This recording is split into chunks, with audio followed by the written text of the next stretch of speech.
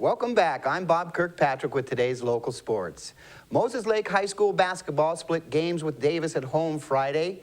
The first game of the evening turned out to be a lopsided contest as the girls ran past the Pirates 84-58. Jessie Loretta had the Chiefs offense off and running early in the ball game as she and teammate McKenna Walker hit for the first 10 points of the contest. Moses Lake put the pedal to the metal and pushed its lead to 47-28 at the half.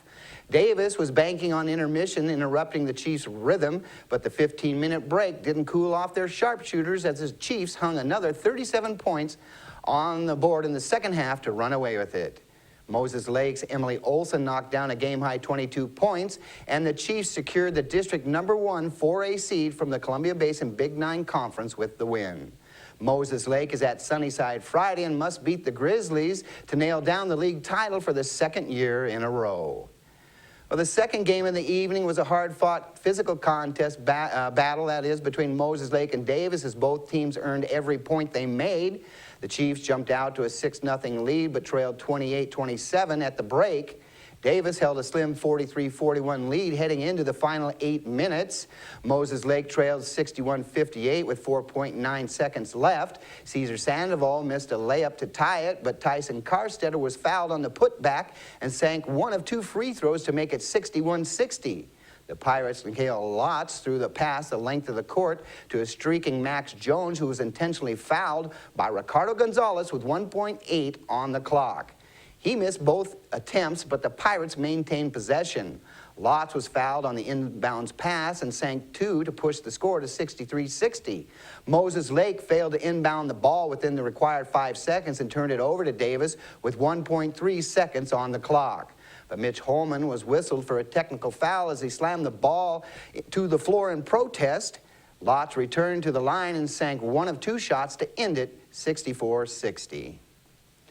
Big Bend basketball won both of its games against Blue Mountain College at home Saturday. The Lady Vikings made it 3 wins in a row as they got past the Lady Timberwolves 69-66 in the first game of the afternoon.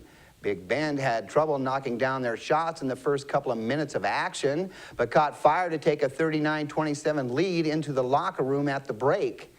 Blue Mountain had the hot hand in the second half as the team outscored the Lady Vikings 39-37, but was unable to make up the first half deficit and dropped the contest. Aubrey Vale hit 3 of 7 shots from behind the arc to finish with a game-high 22 points.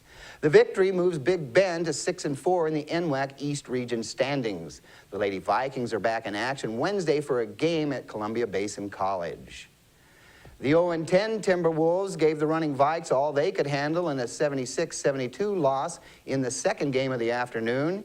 Each time Big Bend went on a run, Blue Mountain had an answer and trailed by only 3 at the half, 45-42.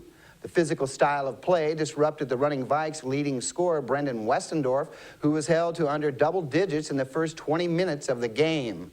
But Westendorf exploded for 19 second-half points to finish with a game-high 28. The 4-point victory improves Big Bend to 6-4 in the conference standings and puts the Running Vikes 2 games back of 8-2 Columbia Basin. The Moses Lake boys swim and dive team finished runner-up to Richland at the 4A District Regional Swim Diving Championships at Central Washington University Friday and Saturday. Brendan Eslick, who was voted Columbia Basin Big 9 Swimmer of the Year, paced the Chiefs' individual performers with first-place finishes in the 200 freestyle and the 100 butterfly. He, along with Zach Johnston, Madison Molitor, and Kaylin Conacher, set new district standards in the 200 and 400 free relay events.